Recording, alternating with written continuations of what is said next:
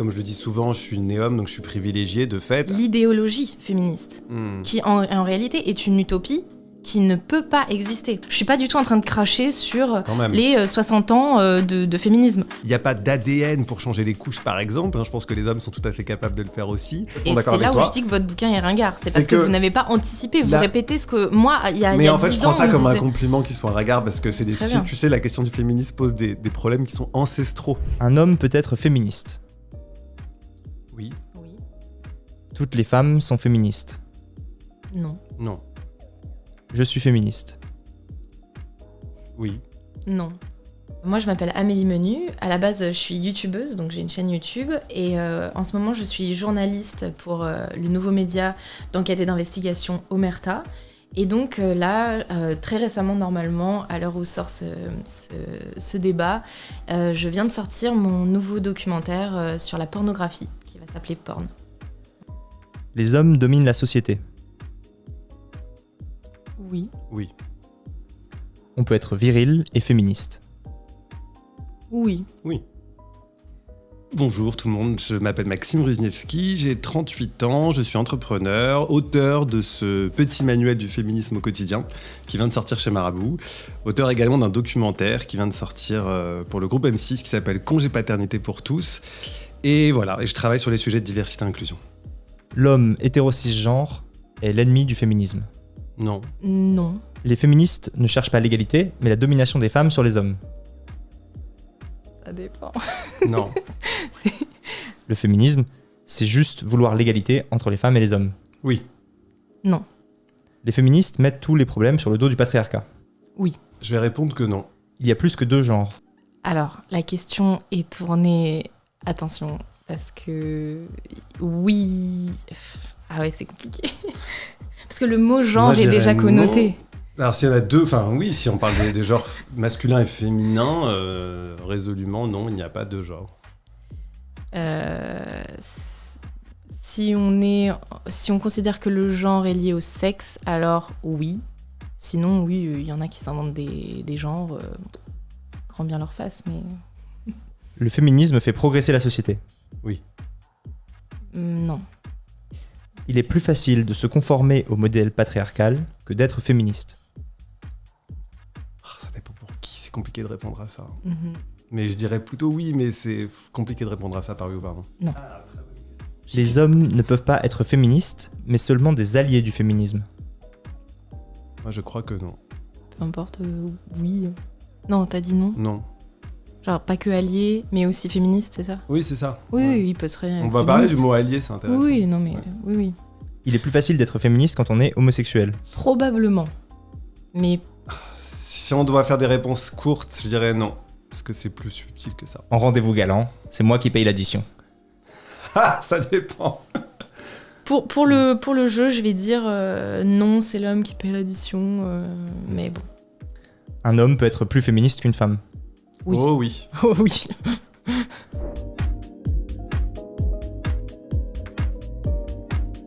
Vous avez tous les deux répondu qu'un homme pouvait être féministe, que toutes les femmes n'étaient pas féministes. Maxime, que tu étais féministe. Amélie, que tu ne l'étais pas. Pourquoi ? Alors déjà, faut quand même resituer un peu le contexte. Je l'ai été. Je l'ai été pendant peut-être presque 10 ans.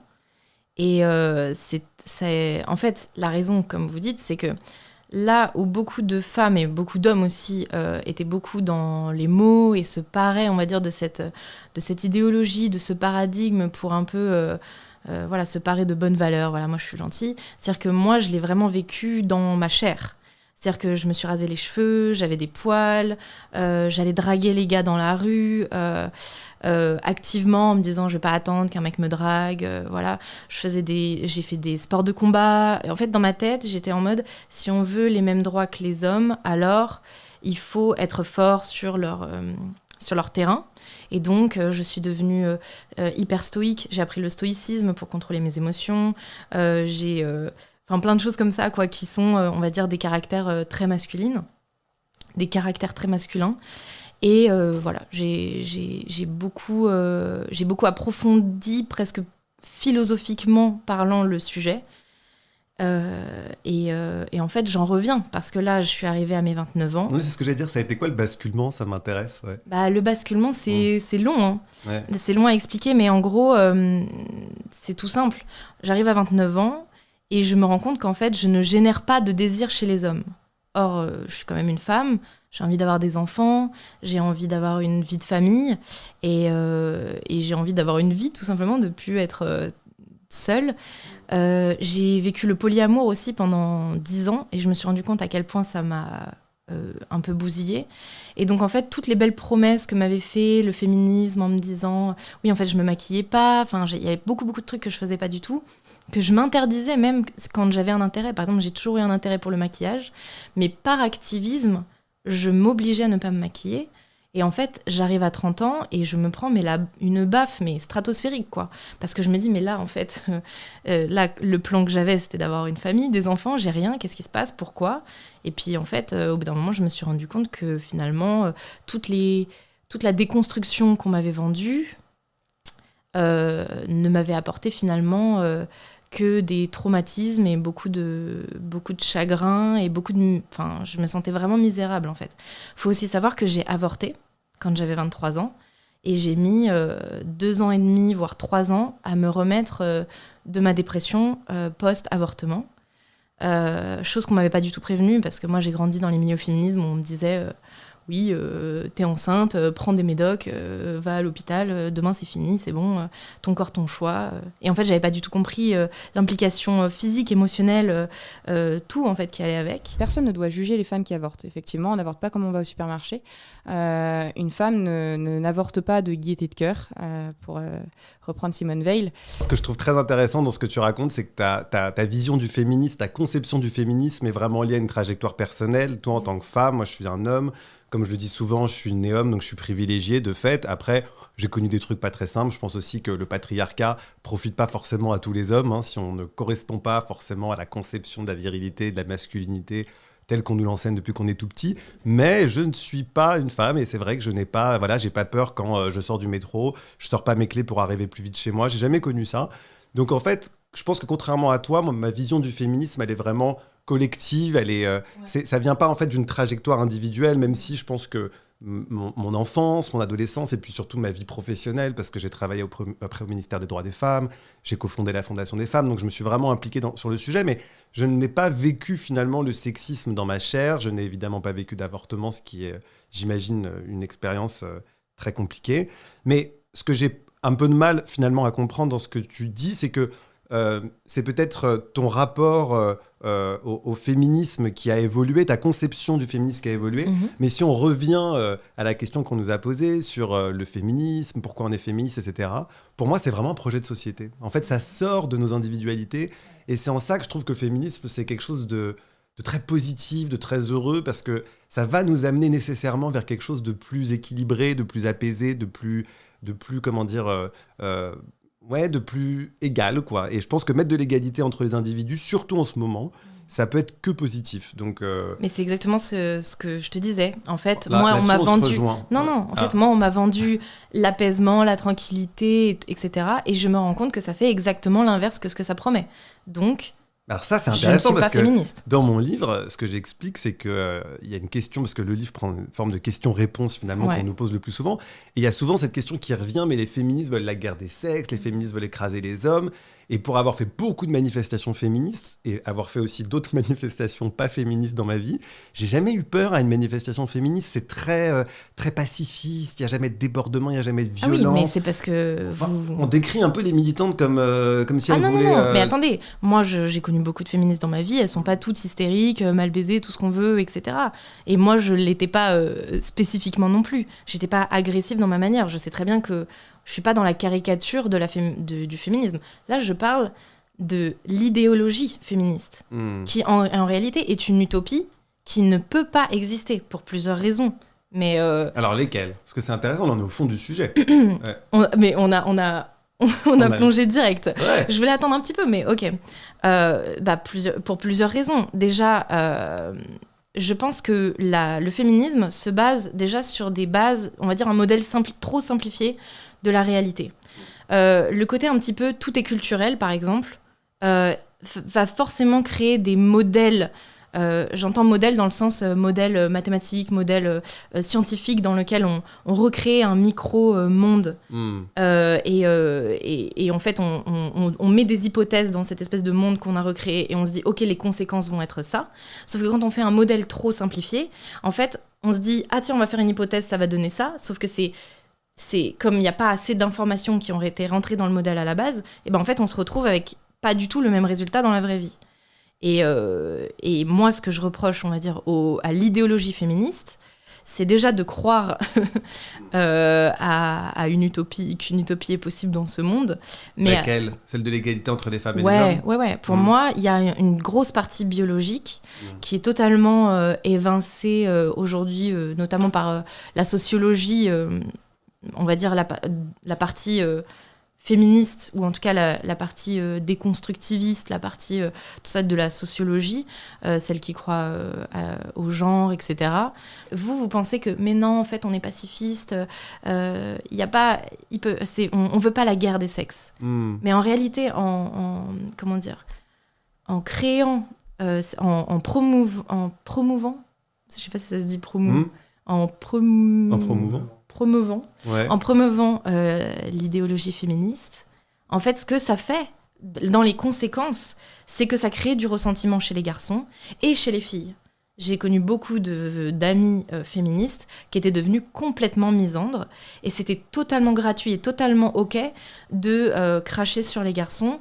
Et en plus, on va pas se mentir, les femmes sont quand même peuvent être extrêmement cruelles, et j'ai vu cette cruauté, en fait. J'ai vu cette cruauté féminine envers des garçons qui au final n'avaient pas fait grand chose. Je veux dire, ils sont pas responsables je veux dire, la plupart des gars ne violent pas, n'agressent pas dans la rue. C'est quand même, on va le dire, une minorité d'hommes qui font ça. Et donc, si vous voulez, si tu veux, il y a une... On va dire que les féministes tapent sur une minorité d'hommes. Donc je suis totalement d'accord avec ça. Oui, il y a des violeurs, oui, il y a des gens qui abusent.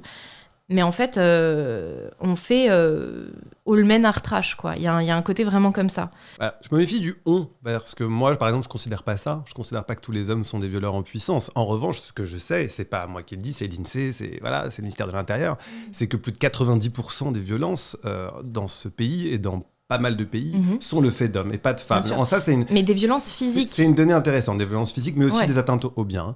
Mais ce que je voulais dire, c'est que, et ce qui est très intéressant, c'est que tu parlais de biologie tout à l'heure. Mais justement, ce qui est intéressant, c'est que pour moi, biologiquement, il n'y a rien de naturel à ce que les femmes fassent encore 70 à 80% des tâches ménagères, qu'elles gagnent en gros 20% de moins que les hommes, 10% à poste égal, qu'elles ne dirigent pas les pays. Donc en fait, pour moi, tout ça n'est absolument pas biologique, c'est-à-dire qu'il n'y a pas d'ADN pour changer les couches, par exemple. Je pense que les hommes sont tout à fait capables de le faire aussi. Et en ça, j'ai envie de dire, malheureusement, la société patriarcale dans laquelle on vit reproduit des inégalités depuis maintenant très longtemps qui sont contraires à la nature, puisque ces inégalités-là, elles sont créées, comme tu le disais, culturellement, de manière très artificielle. On a décidé, il y a maintenant fort longtemps, que la place des femmes était plutôt à la maison, même si elles travaillent de plus en plus. Je suis pas d'accord. Pourtant, ce sont les faits. On peut débattre sur beaucoup de choses, mais sur les faits, c'est... Pour moi, il y a quand même une racine. Il y a quand même une racine. Alors déjà, égalité salariale. Si vous voulez, on en discute. Moi, je pense que ça existe, mais dans un pourcentage bien plus minime que ce que... Il y a effectivement une différence. Mais en réalité, c'est surtout dû au caractère. C'est surtout dû au fait que les femmes, en fait, ne veulent pas... par exemple, là, on va englober tout. Les inégalités salariales, le fait qu'il y ait peu de femmes à la tête des... comment on appelle ça ? Des entreprises. Des entreprises, voilà. Qu'il y ait peu de femmes à la tête des entreprises. Des tétins. En fait, c'est pas qu'on ne peut pas, parce qu'il y en a. Il y en a qui... Il y a des femmes qui sont à la tête de certaines industries. Mais simplement, peut-être que vous n'avez pas imaginé l'idée que c'est parce qu'on ne voulait pas.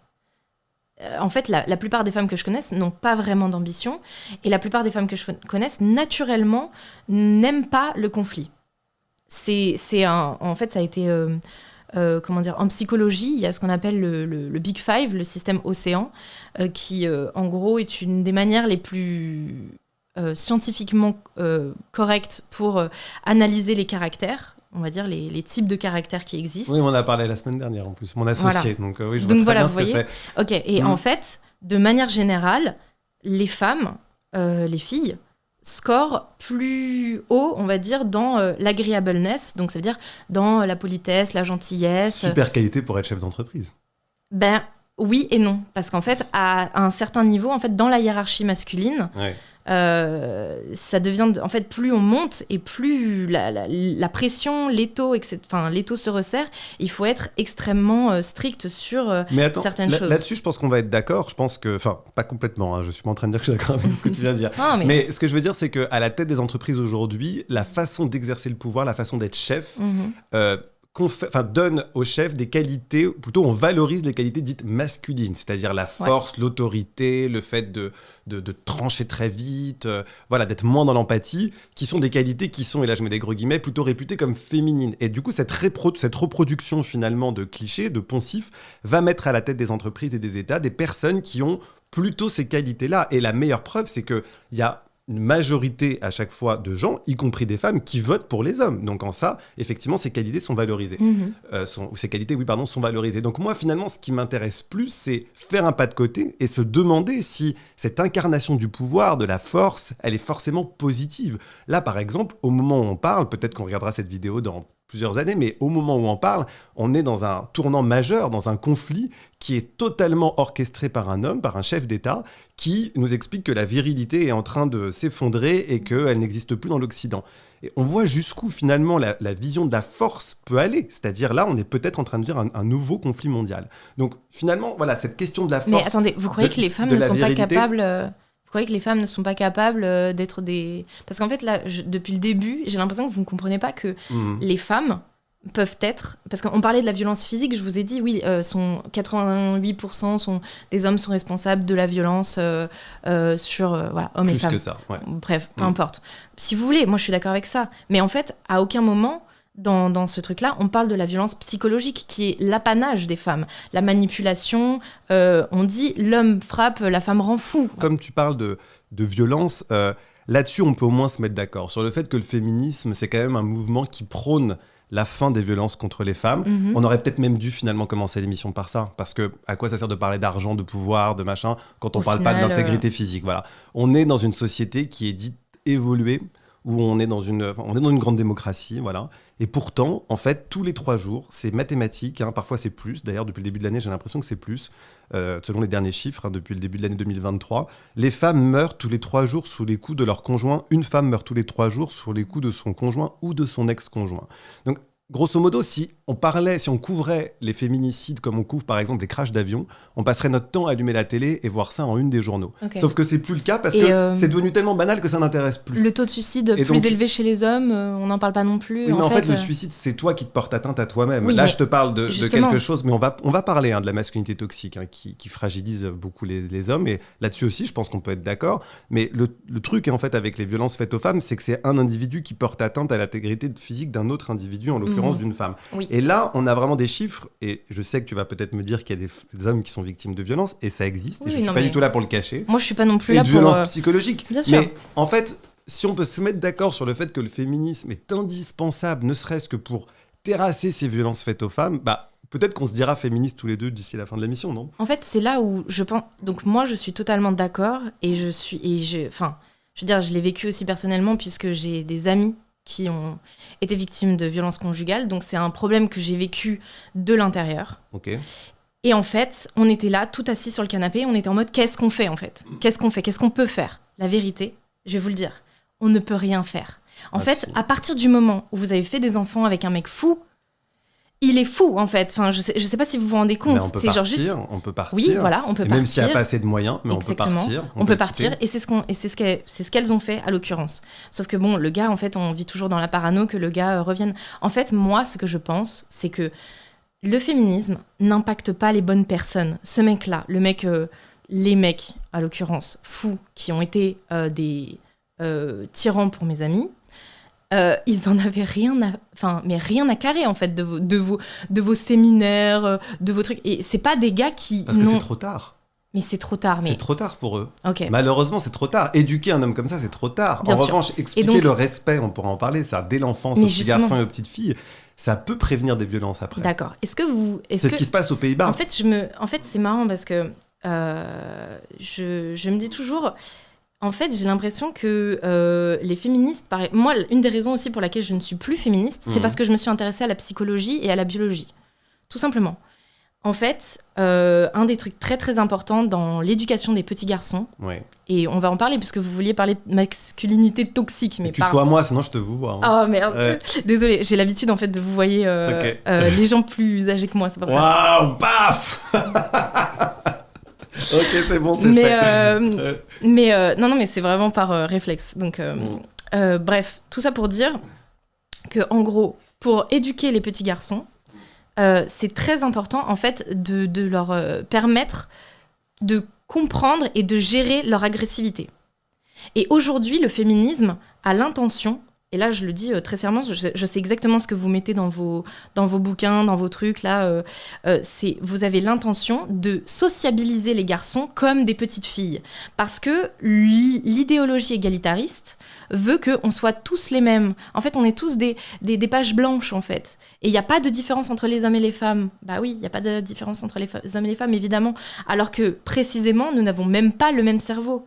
On n'a pas la même construction. Alors bien sûr, il y en a qui me diront oui, non, il y a machin qui a démontré que c'est ce que j'allais la dire. plasticité du cerveau. Non, mais on peut entrer dans les débats d'anthropologie, voilà, de sociologie. Moi, je vais citer Françoise Héritier, toi tu vas me citer quelqu'un d'autre. Bon, c'est pour ça que je savais qu'on irait sur ce terrain-là, et finalement, moi, je suis pas là pour essayer de te convaincre, de relire Héritier, etc. Je pense pas qu'on puisse de toute façon. Voilà, nous, la vraie question, en fait, pour moi, c'est de constater les faits. Et c'est qu'est-ce qu'on fait pour corriger ça ? Qu'est-ce qu'on fait pour corriger les violences ? Qu'est-ce qu'on fait pour corriger les inégalités salariales ? Qu'est-ce qu'on fait, par exemple, pour que on en termine avec ces stéréotypes qui font que demain, on va avoir énormément de métiers qui vont s'ouvrir de service à la personne parce qu'on est dans une société vieillissante et que beaucoup d'hommes considèrent que c'est pas dans leur gène de s'occuper de quelqu'un de plus âgé, alors qu'il va y avoir plein de jobs hyper intéressants dans ces métiers-là. Ce qui veut bien dire qu'on est habité par les stéréotypes. Mais dans les faits, il faut justement lutter contre ces stéréotypes dès l'enfance qui sont là et qui finalement limitent nos possibilités, qui limitent les ouvertures. Par exemple, je me rappelle une fois, j'avais fait une émission, il y avait quelqu'un qui avait appelé pour dire « Le drame de ma vie, c'était un garçon, je voulais être danseur classique. On m'a dit à 4 ans que c'était impossible parce que c'était un truc de PD et que jamais je pourrais grandir en étant accepté par les autres garçons en étant danseur. Et aujourd'hui, je fais un métier que j'aime pas, je m'ennuie, et c'est trop tard. Je suis allé voir une prof de danse, elle me dit « Vous avez beaucoup de talent, monsieur. Honnêtement, si vous étiez venu me voir 15 ans plus tôt, vous auriez été un grand danseur. » Voilà, c'est pour ces récits-là que je me bats, en fait. Je trouve ça un peu triste. Ouais. Je me dis, on est en train de limiter juste l'imaginaire, les possibilités de tous ces garçons, de toutes ces filles. Et au nom de quoi ? Au nom, justement, et là, on va peut-être arriver au sujet sérieux, qui est la conservation de privilèges pour des hommes, parce que oui, les hommes, et tu l'as dit comme moi au début de cette émission, contrôlent la société, c'est ce qu'on appelle la société patriarcale, et parce que justement les féministes, et ça je le déplore, sont un peu divisés, c'est-à-dire qu'on ne joue pas tous dans la même cour, et ce camp-là prospère, et prospère même très bien, puisque ça fait très longtemps qu'il a les manettes. Alors, on va se mettre au clair, parce que j'aimerais qu'on redéfinisse exactement patriarcat, parce qu'en fait, patriarcat, si vous voulez, moi je veux bien l'utiliser, mais en réalité, moi, je pense que c'est pas le patriarcat comme vous l'entendez qui est aux manettes. Moi, je pense que c'est une élite extra riche. En fait, je pense que l'oppression, on va dire, si tant est qu'il y en ait une, mais je pense que quelque part il y en a une, c'est une élite qui va imposer, on va dire, des règles à tous les autres. C'est un truc... finalement une observation très marxiste. Simplement, j'ai pas les mêmes. Je suis pas marxiste dans le sens où je pense que ces solutions ont été démontrées des dizaines de fois, ne marchent pas. Ces solutions ne marchent pas. Mais l'observation est très valide. Je pense qu'effectivement, il y a, appelons-les les bourgeois, même si je pense qu'aujourd'hui c'est plus que des bourgeois, qui oppressent le reste. Comment on appelle ça ? Le prolétariat. Voilà. Admettons.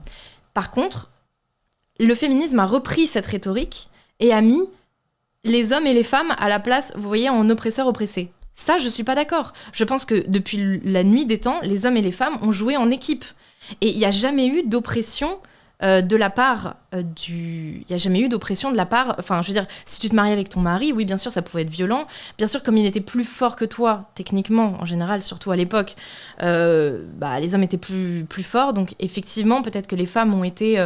pendant plusieurs années, plusieurs centaines d'années, même si je ne suis pas sûre qu'au Moyen-Âge, les femmes avaient autant la vie dure qu'au 19e siècle, par exemple. D'ailleurs, les femmes chassaient autant que les hommes au Paléolithique, oui, contrairement alors ça, à ce qu'on croit. Ça, c'est encore... en fait, j'ai l'impression qu'on ne peut pas savoir. On part un petit peu sur des grands chevaux. Les féministes, elles aiment bien réécrire l'histoire comme ça, à fond. Alors qu'en vrai, on ne sait pas. On sait pas si les femmes n'étaient pas heureuses il y a 500 ans ou 600 ans, en fait.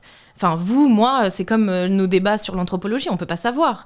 Donc, moi, je parle... Il y a quand même des gens qui étudient, quand on retrouve sûr. Des squelettes de femmes chasseuses, par exemple, c'est intéressant. On retrouve ça met à mal l'idée reçue selon laquelle les femmes attendaient gentiment que leur mari, que leur compagnon, parce qu'à l'époque, il n'y avait pas de mariage, on retrouve des squelettes. Partent chasser. Donc, mais en chasse, en situation de chasse. Et ça, c'est extrêmement intéressant. Oui, mais en fait, par exemple, ça se trouve, il y avait des traditions. Je vous donne un exemple, parce qu'en lisant votre livre, je me suis demandé, tiens, dans quel contexte une femme pourrait être en truc de chasser. Admettons que avant ses 20 ans, il y avait une tradition où les jeunes femmes allaient chasser avec leur père. Des choses comme ça, quoi. Parce que tant qu'elles n'ont pas d'enfants, elles sont pas en état de... Vous savez, la grossesse, etc. C'était ça qui était compliqué. Et c'était pour ça qu'on avait besoin de l'homme. Et ça l'est toujours, d'ailleurs. Et aujourd'hui, on va dire que le confort nous permet une certaine fluidité, on va dire, dans ce schéma strict. Mais à la base, voilà, la grossesse était hyper dangereuse. Mais imaginez que, en fait, le squelette qu'on ait trouvé, c'était soit une vieille femme, je veux dire dans la quarantaine, qui avait déjà eu ses enfants et qui était un peu la matrone de la tribu et qui allait chasser avec son mari. Et là, il s'avère qu'elle se soit fait tuer. Mais ça n'empêche pas que le cadre basique, ça veut pas dire ça y est, en fait, toutes les femmes étaient chasseuses. Ça veut pas dire en fait, il y avait pas de patriarcat. Ça serait génial, j'adore. Mais c'est ce que je vous dis. Moi, je prône non pas une féminité victimisée, chassée, brimée depuis des centaines de milliers d'années. Moi, je pense que la féminité est une féminité glorieuse, qui était avant, d'ailleurs, la déesse qui enfantait tout ce qui... Enfin, je veux dire, avant que vraiment le christianisme, on va dire, les religions monothéistes arrivent, toutes les religions, et notamment les religions très primaires animistes, vénéraient des Vénus, des déesses de la fertilité. Donc en fait, moi, je ne pense pas que la femme ait été autant opprimée par le patriarcat. Alors, je pense que nous l'avons sélectionnée. Revenons sur la maternité, parce que moi, en plus, parler de religion, étant moi, vraiment, c'est une de mes passions, la religion. Oui, tout à fait. Mais là, pour le coup, comme on parle des inégalités, je trouve ça intéressant de parler de la grossesse et de la maternité. On est quand même d'accord qu'aujourd'hui encore, le premier enfant, et ça aussi, beaucoup d'études le montrent, il y en a vraiment énormément, et dans tous les pays, que le premier enfant est un tournant dans la carrière des femmes, puisqu'aujourd'hui, on considère que les pères n'ont pas à s'absenter, alors que les mères se reposent, et en même temps, c'est pas vraiment un repos, d'ailleurs, le mot congé est en général malvenu, mais en tout cas, qu'elles aient besoin d'un temps pour ne pas retourner au travail, c'est évidemment et heureusement un acquis. En revanche, le fait que les hommes ne puissent pas prendre un congé paternité digne de ce nom, alors pour rappel, il est maintenant de 28 jours, depuis un peu plus de 2 ans, mais seulement 4 jours obligatoires, c'est quand même rien du tout. Est-ce que là-dessus, on n'est pas d'accord sur le fait que le féminisme, qui n'est pas un gros mot, est un courant intéressant puisqu'il prône plus d'égalité dans la parentalité. Le fait que demain, des hommes puissent s'arrêter aussi au moment de la naissance d'un enfant, qu'est-ce que ça va générer comme conséquence ? Ah non, je termine là-dessus. Qu'est-ce que ça va générer comme conséquence directe, très intéressante, ce qu'on appelle la présomption de maternité. Aujourd'hui, moi je suis chef d'entreprise, alors je ne fais pas partie de ceux-là, mais j'en connais beaucoup, qui ne vont pas recruter une femme qui est dans la trentaine parce qu'il va y avoir une présomption de maternité. Il va se dire, oulala, elle va me coller 1 ou 2 congés maternité. D'ailleurs, il en parle, d'ailleurs, il y a un personnage comme ça dans mon film qui le dit, et qui a changé heureusement, mais qui dit, en tant qu'agent immobilier, moi je recrutais plus de femmes parce qu'entre 25 et 30 ans, j'étais persuadé qu'elle allait me faire 1 ou 2 mômes. Si demain cette présomption s'inverse, ou en tout cas elle est égale, c'est-à-dire qu'on va se dire, tiens, je vais recruter un homme trentenaire, il va s'arrêter plusieurs mois. Forcément, il va y avoir moins de discrimination à l'embauche. Forcément, les femmes vont pouvoir accéder à des postes à responsabilité aussi facilement que les hommes. Tu vois ce que je veux dire là-dessus ? Ouais, mais est-ce que là-dessus on peut être d'accord ? Non, mais je suis pas contre. Après, c'est vrai que le congé paternité... En fait, moi, quand je lis dans votre livre, j'avoue, j'étais en mode « Ah, j'avoue, ça a l'air bien. » En fait, on pourrait vraiment... Qu'est-ce qui a l'air bien ? Parce que tu racontes l'histoire de votre ami là qui est en Suède. C'est le personnage de mon film, Exactement, Tristan. Tristan. Qui est en Norvège. Voilà, Norvège, ok. Ouais. Et qui justement est plus proche de sa fille, etc.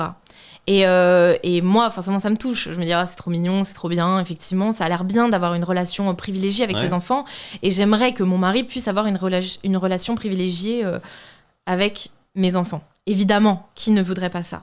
Maintenant, il y a une autre problématique qui m'est arrivée, on va dire, mais juste pour le plaisir de la contradiction. Parce qu'en vrai, ça m'a quand même émue et j'avoue, je trouve ça plus... Et je suis d'accord avec ce genre de combat, en fait. Alors, si ça t'a ému mais par écrit. Je verrais totalement le film. Ouais. Non, mais... et puis, je viens quand même de là aussi. Enfin, moi, je suis pas contre tout ce que défendent les féministes. Et pour les petites avancées comme ça, pourquoi pas? Mais... Grandes avancées. Congé paternité, c'est une grande avancée. Les grandes avancées, si vous voulez. Non, mais pas d'ironie, c'est une très grande avancée, le congé paternité. Mais en fait, il y a peut-être quelque chose que vous... là, par exemple, je vais revenir à mon truc de la psychologie et de la biologie. En fait, dans les premiers mois de l'enfance, le père a finalement assez peu de connexion avec le nourrisson puisqu'il est principalement connecté à la mère. C'est-à-dire qu'il ne fait pas de différence entre lui, le corps de la mère et lui-même. Vous voyez, dans les premiers mois, le nourrisson est un parasite attaché au sein de sa mère et normalement, il n'y a pas... ça, je vois pas trop parce qu'il y a beaucoup de femmes qui n'allaitent pas, par exemple. Donc mais ça, par exemple, moi, j'ai pas été allaitée et je pense sincèrement que c'est pas une bonne idée. Et par exemple, le fait qu'on dise aux femmes de ne pas allaiter... Excuse-moi de te couper là-dessus, mais je trouve ça très intéressant parce que tu as commencé l'émission comme ça, de faire finalement de ton parcours individuel que je respecte complètement. En plus, j'ai compris qu'il y avait eu des choses très fortes et surtout des revirements, comme tu dis, dans ton parcours de gens, de toi-même, par rapport à ton identité, etc. Mais là, tu le fais à nouveau, en fait, de faire attention juste à ne pas confondre ta trajectoire, ton expérience personnelle avec finalement le collectif. Beaucoup d'études l'ont montré, notamment aux États-Unis, que quand un homme, et Brigitte Grésy, qui est l'ancienne présidente du Haut Conseil à l'égalité, le dit dans le film, et c'est très intéressant, que quand un homme passe plus de temps avec son enfant dès les premières semaines, il va effectivement nouer des liens avec cet enfant qui seront à vie, alors que ce sont des liens justement qu'il ne pourra plus récupérer après. Et cerise sur le gâteau, comme elle le dit très bien, les hommes qui prennent des congés paternité dès les premières semaines et qui passent du temps avec leur enfant vont vivre plus longtemps. Alors ça, c'est surprenant, parce qu'en fait, ils ont plus l'habitude d'aller chez le médecin en allant chez le médecin avec leur enfant. Ils vont plus avoir ce réflexe, puisqu'on sait que les hommes vont moins chez le médecin que les femmes, et donc vont repérer plus de pathologies. Donc finalement, c'est peut-être tout bénef, le féminisme, quoi. Parce que... Qu'est-ce que vous pensez de ce fort nouveau courant qui dit aux femmes de privilégier leur carrière plutôt que faire des enfants, et encore pire, j'ai envie de dire... Je vois pas ce que c'est ce courant. Ne faites pas d'enfants.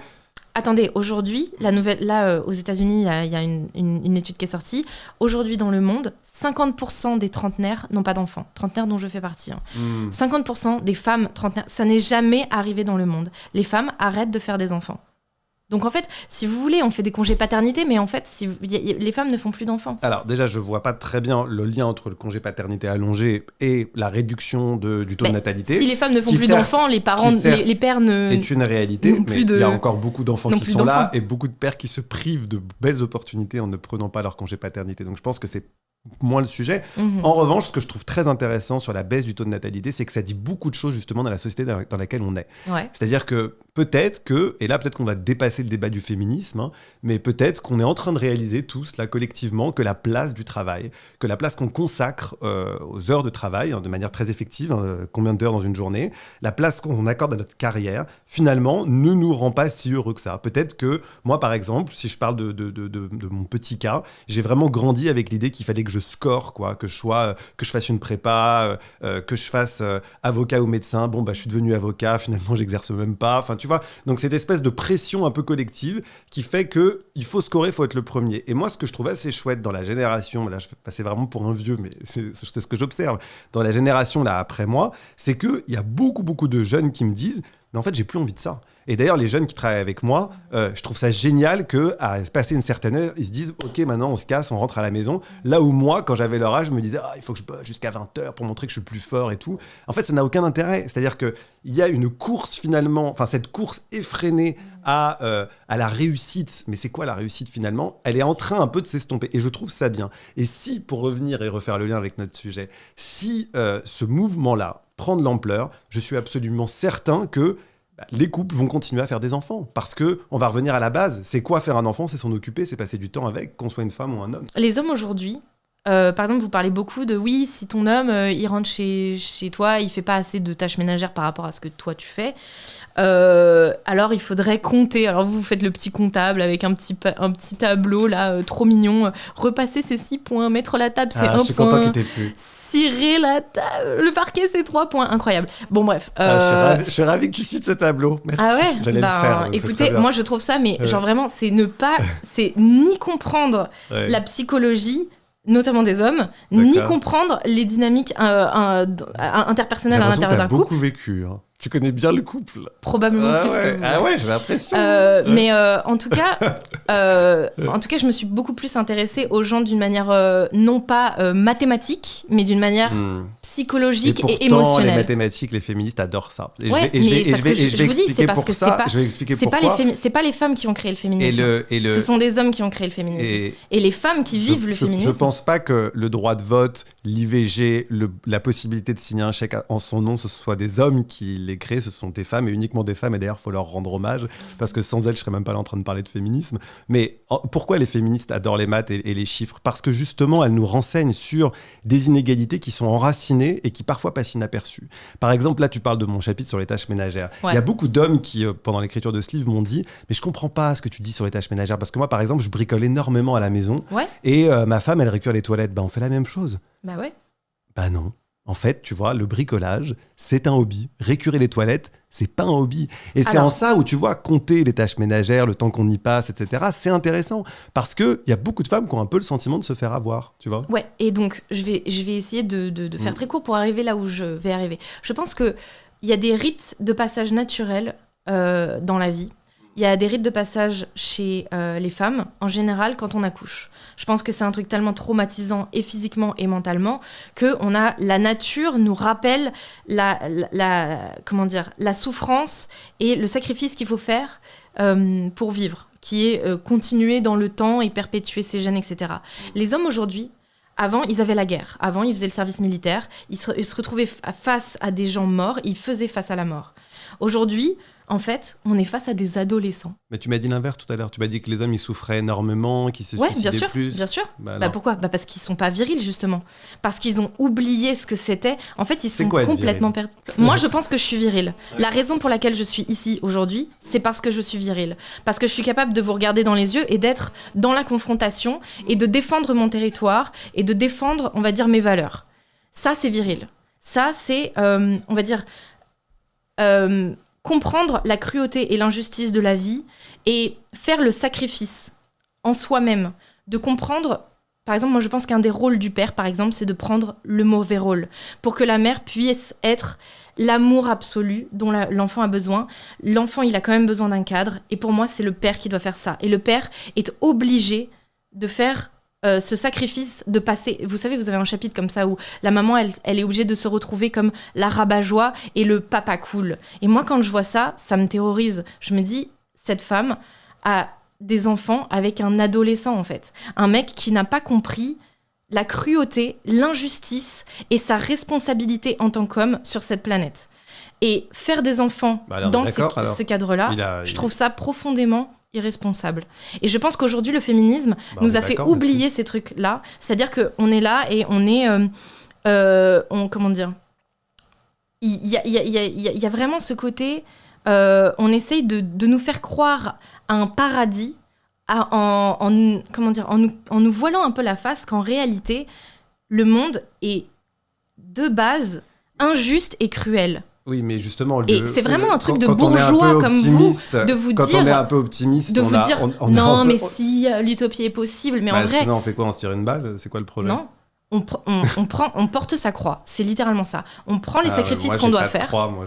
C'est bien ça, le problème, c'est un petit peu ça que je reproche. En général, les gens qui... c'est que porter une croix, ça a une signification. Oui, je bien sûr. ne suis pas croyant, moi. Tu vois. Donc, si vous voulez, on utilise une autre expression. C'est pas anodin d'utiliser cette gros, expression-là, parce que justement, tu te réfères à des clichés ancestraux de la religion, des hommes qui doivent effectivement avoir le mauvais rôle, qui doivent être virils. Alors, je rappelle maintenant que la virilité, c'est ni plus ni moins d'avoir des attributs masculins. C'est ce que nous dit justement attributs. Voilà. Donc, je pense que quand tu dis je te parle d'une manière virile, je suis viril, je vais avoir du mal à te croire parce que je pense que tu parles d'une manière déterminée, et tant mieux, et c'est très bien d'avoir de la force. Et pour moi, ça c'est de la virilité. Et c'est des choses que les gens... Pour moi, je ne crois pas que ce soit la définition de la virilité. Mais juste tout à l'heure, quand tu parlais de ce qui se passe à la maison, je ne comprends pas pourquoi tu n'as pas d'empathie pour toutes ces femmes qui expliquent que justement, elles en ont marre d'endosser le sale rôle. Qu'elles en ont marre, justement... Ah, mais j'ai totalement de l'empathie. Alors, en quoi tu n'es pas d'accord avec moi là-dessus ? Parce que j'ai eu l'impression justement qu'à l'instant, on était d'accord sur le fait que c'est vous qui n'avez pas si compris ce que j'ai dit. tu n'as pas envie d'éduquer tes enfants, si tu n'as pas envie de faire de tâches ménagères, si tu n'as pas envie de repasser le linge, si tu n'as pas envie de récurer les toilettes, si tu n'as pas envie de changer la couche de ton enfant, ne fais pas d'enfant, en fait. Alors, je pense qu'en fait, si vous voulez, aujourd'hui, les femmes, et beaucoup de femmes dans mon entourage qui font des enfants, elles le font soit parce que voilà, c'est comme ça qu'il faut faire, donc voilà, elles se posent pas trop de questions et elles ont un enfant. Et en fait, si vous voulez, cette société qui nous berce en fait dans cette espèce de constant, il faut que tout soit agréable, il faut que tout soit plaisant, c'est ce que je disais à propos du sacrifice. Vous n'avez pas aimé le fait que je parle de la croix, mais en fait, faire un enfant, oui, c'est traumatisant, oui, c'est des sacrifices. Et je pense qu'aujourd'hui, on n'explique plus ça aux femmes. Avant, il y avait l'icône de la Madone, et je parle en tant qu'archétype, pas uniquement en tant que dans le côté religieux du terme. Avant, il y avait la pute et la Madone. Vous voyez, c'est les deux grands archétypes. Une femme peut être soit une pute, soit une Madone, quoi. En gros, c'est un peu ça. Madone dans le sens mère. Et aujourd'hui, on a...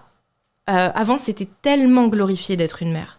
Pourquoi ? Parce que c'est tellement dur, c'est tellement un énorme sacrifice qu'il fallait le glorifier non-stop pour que les femmes se sentent reconnues et transcendées par l'expérience. Aujourd'hui, les féministes, en réduisant on va dire...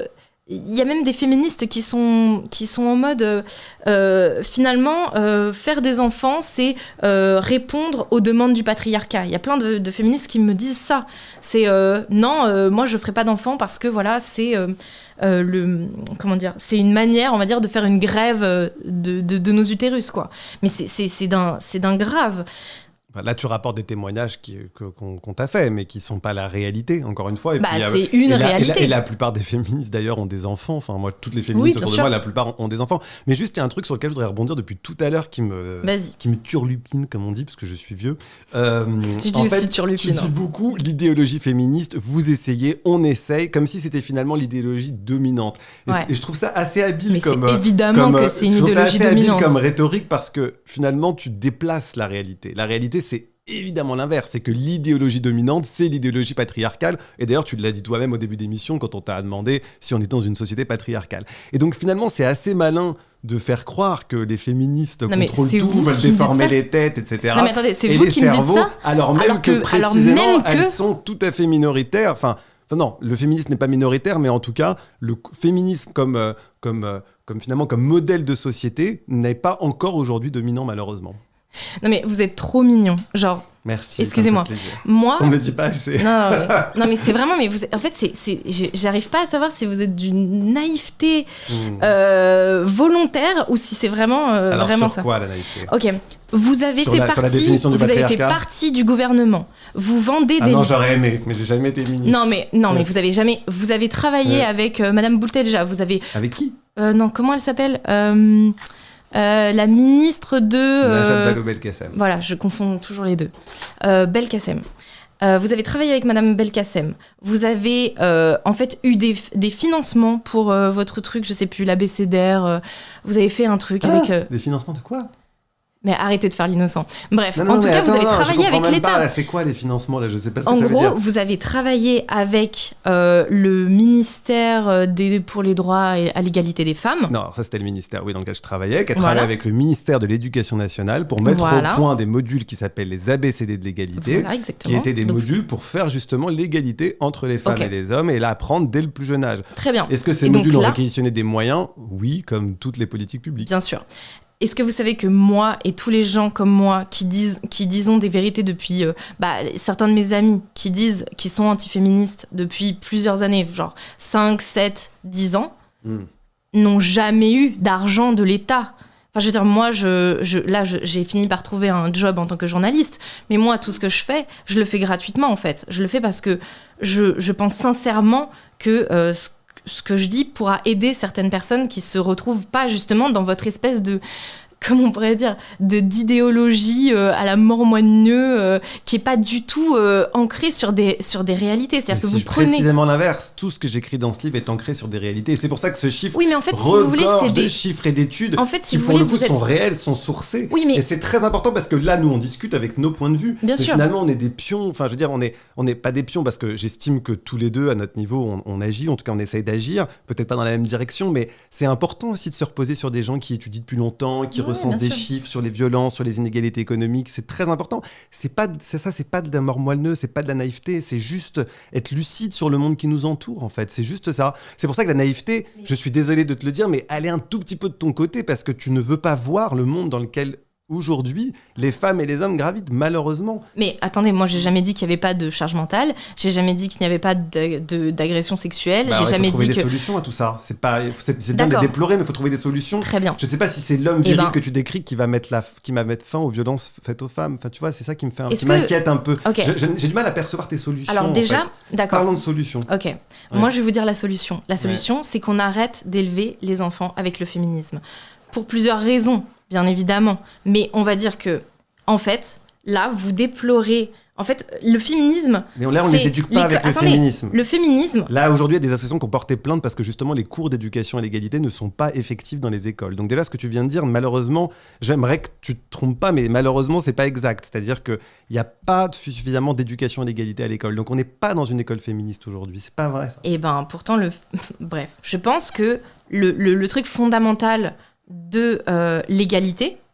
Alors, il y a plusieurs choses, mais on va dire que vous voulez l'égalité, mais en réalité, et vous le dites bien au début, c'est pas vraiment l'égalité, puisque techniquement, là, on est sur le papier, et vous savez très bien, vu que vous êtes avocat, donc j'imagine que vous savez très bien les lois, il n'y a pas de différence légale entre les hommes et les femmes. Aujourd'hui, on a quasiment tous les mêmes droits. Ou du moins, les femmes ont les mêmes droits que les hommes. Oui, c'est vrai. Ok. En droit.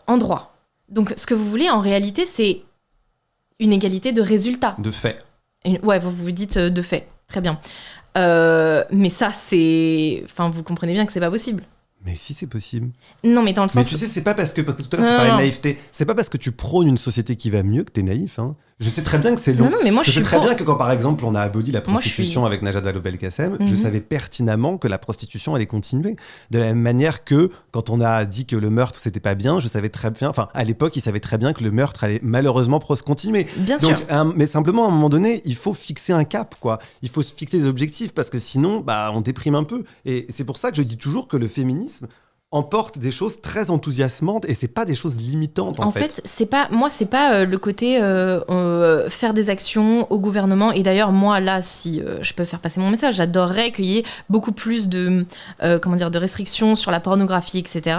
Je veux dire, moi, c'est pas ça mon problème avec le féminisme. Mon problème, c'est l'idéologie qui est derrière. Et l'idéologie que vous... Mais une idéologie qui veut l'égalité entre les femmes et les hommes, c'est une mauvaise idéologie ?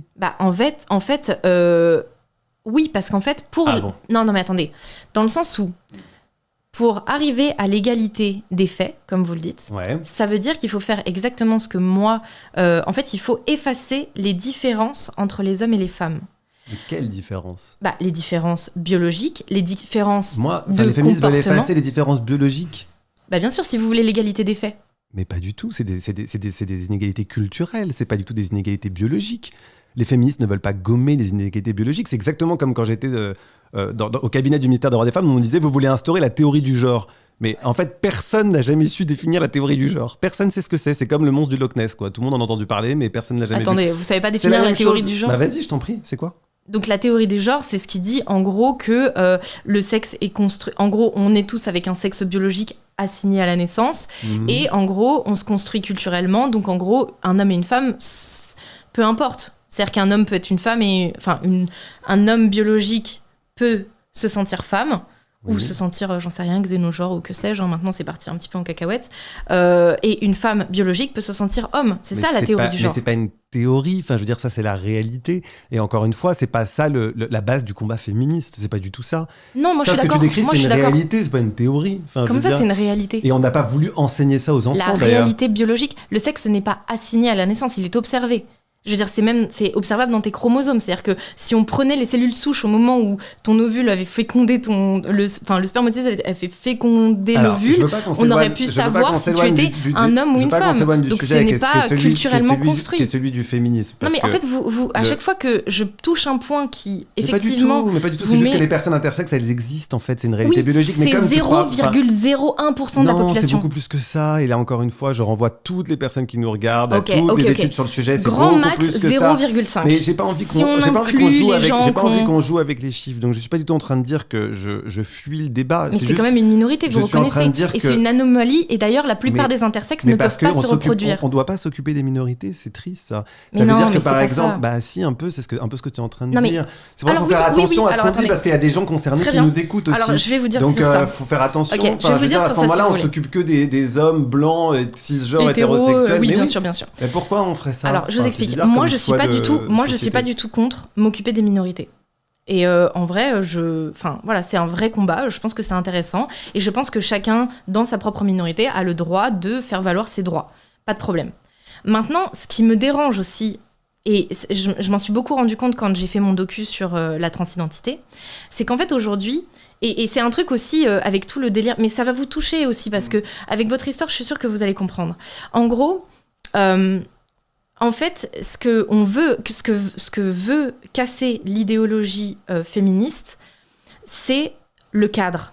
C'est-à-dire qu'aujourd'hui, la norme ne doit plus être la norme. En fait, chacun va venir avec sa petite minorité et dire « Ah non, mais moi, ma minorité, c'est... » La norme, elle nous a pas conduit vers quelque chose de positif. Amélie, regarde, depuis tout à l'heure, on dit à quel point la société, elle va mal. On ne la choisit pas. Donc, mais bien sûr qu'on l'a choisi. C'est la définition d'une norme. Une norme, c'est une règle sociale, donc on l'a choisi. Il y a personne, il y a pas, à part Dieu, peut-être si t'es croyante, mais moi je le suis pas, qui décide à notre place. En fait, c'est nous qui choisissons la société dans laquelle on est. C'est nous qui allons déconstruire les inégalités économiques, culturelles, les inégalités, les violences faites aux femmes. C'est nous qui allons déconstruire tout ça. On a l'impression que depuis tout à l'heure, il y a une sorte de fatalité. Comment mais parce qu'il faut déconstruire ça absolument. Il faut analyser et donc la violence personnelle des gens. Enfin, je trouve ça. Ah, mais ça y est, je sais. Ça y est, je comprends. Je viens de me rappeler, c'était quoi la différence souvent, à chaque fois que je discutais avec des féministes. En fait, vous savez, c'est un peu l'opposition capitaliste marxiste. Moi, je pense que le travail, il se fait d'abord personnellement. C'est-à-dire que toutes les conclusions que je vous donne là, c'est des conclusions, on va dire que c'est que des observations et des choses que j'ai compris dans ma vie personnelle. Et parce que je les ai compris, que je les ai assimilés et que je les ai, vous voyez, j'ai pris du recul sur la situation et que je sais du coup comment on règle ce genre de problème, et ben dans ce cas-là, je peux monter et commencer à avoir un message qui porte de plus en plus. Vous voyez ce que je veux dire ? En gros, d'abord, on s'occupe de notre petit problème personnel, genre par exemple, j'ai un problème avec mon père. J'ai peur que tu confondes tes expériences individuelles avec la société et les... Oui, mais qu'est-ce que c'est que la société ? La société, c'est une multitude d'individus qui la composent, effectivement, mais qui donnent après des statistiques et des études très intéressantes, qu'on appelle les études de genre pour le coup, qui elles existent. La théorie du genre, elle n'existe pas, mais les études de genre existent. Et c'est ce qui nous permet justement d'avoir des débats plus intéressants que c'est quoi la vie de Maxime ou c'est quoi la vie d'Amélie. Et quand vous faites de la prévention, elles sont intéressantes, mais elles ne sont pas révélatrices de la société. Quand vous faites de la prévention, quand vous faites vos abécédaires, etc., vous allez dans les écoles pour apprendre à des enfants. Donc en fait, vous voulez avoir un impact sur la vie personnelle et individuelle des enfants. Oui. Donc c'est bien de ça dont je parle. Mais du collectif, c'est tous les enfants. C'est oui, pas mais un enfant. En fait, si vous voulez, c'est ça. Les marxistes, ils veulent changer le système pour que finalement les individus aillent mieux. Moi, je pense que pour que le système aille mieux, il faut apprendre aux individus à changer, à comprendre ce qui va pas dans leur vie. Je suis content d'avoir appris aujourd'hui que j'étais marxiste, c'est une grande nouvelle. Mais justement, pour aider les individus à imaginer des choses nouvelles et à aller bien, il faut leur donner les moyens d'aller bien. Et Je suis d'accord. et c'était le but de ces ABCD de l'égalité. On touche là, je crois, à l'opposition fondamentale qui vous résume et on va conclure là-dessus. Je suis assez d'accord. Le système par rapport à l'individu, la sociologie par rapport à la biologie, Exactement. le déterminisme par rapport au travail personnel et au mérite individuel. Je crois qu'on a débattu de plein de sujets. J'aimerais qu'on arrête là-dessus et que voilà, on puisse conclure si ça vous va. Avec plaisir. Merci déjà de nous avoir permis d'échanger. Mais c'était intéressant parce que je pensais pas, pour être tout à fait honnête, qu'en 2023, je pouvais encore faire un débat, c'est peut-être même le premier que j'ai fait, sur finalement pour ou contre le féminisme. Ce qui prouve bien finalement, parce que c'est une réalité, voilà, tu l'as dit, t'es une femme, t'as 30 ans, tu travailles, t'es cultivée, voilà, enfin, ça prouve que ça existe et c'est intéressant. Ça veut dire que finalement, ce débat, pour moi, il est intéressant parce qu'il couvre une réalité. Et moi, je veux pas fuir le débat. Voilà, je trouve ça très intéressant de parler avec des gens qui pensent pas comme moi. Sur ce sujet-là, je pensais pas que ça existait encore, mais je suis content d'avoir échangé avec toi. Moi aussi, je suis assez contente, même si j'avoue que j'aurais espéré plus de... Je veux dire que des fois, je me suis un petit peu ennuyée parce que toutes les phrases que tu me dis, mais c'est peut-être parce que aussi je viens du féminisme, donc forcément je connaissais un peu toutes les... Peut-être que je t'ai un peu coupé la parole et j'aurais peut-être pas dû parce que moi je connais toutes les rhétoriques un peu par cœur. Du coup je me suis fait un peu, des fois un peu violence pour te laisser parler. Et je m'en excuse si je t'ai un peu... Je connais les tiennes par cœur aussi, t'inquiète pas. Franchement, ton camp il est beaucoup plus vieux que le mien, donc ça fait beaucoup plus longtemps que franchement, je pense sincèrement que tu as... À certains moments, j'ai vu que tu ne comprenais pas ce que j'étais en train de dire. Que, en gros, tu plaquais sur moi une sorte de... Voilà. Non, je crois que mais bref, très limpide. on va finir sur ça. Moi, je voulais juste te dire, pour terminer, que je pense que... pour tous les gens qui sont plus de ma génération, qui sont peut-être beaucoup plus impactés par l'écologie, je pense qu'on est tous très conscients que le monde sera de moins en moins confortable et que, par conséquent, peut-être qu'il va falloir... je sais pas si on pourra se repermettre le luxe. Et d'ailleurs, c'est de Beauvoir qui disait attendez le moindre secousse civilisationnelle pour que nos droits soient retirés. Et je pense que c'est vrai. Et je pense qu'il faut se préparer à ça. Et je me prépare en essayant... Même les vieux comme moi, on se prépare. Ouais, et je me prépare en essayant de reconnecter, en fait, de faire de la discussion réelle avec les hommes que le féminisme a totalement ostracisé, alors que je pense que c'est précisément eux qui vont potentiellement pouvoir tu vois, moi, il m'a pas nous ostracisé aider à... et m'a rendu heureux, le féminisme. Mais tant mieux pour vous, Et vraiment. Maxime s'est engagé aussi sur le féminisme et on peut conclure là-dessus. Merci beaucoup, messieurs. Merci beaucoup. Merci.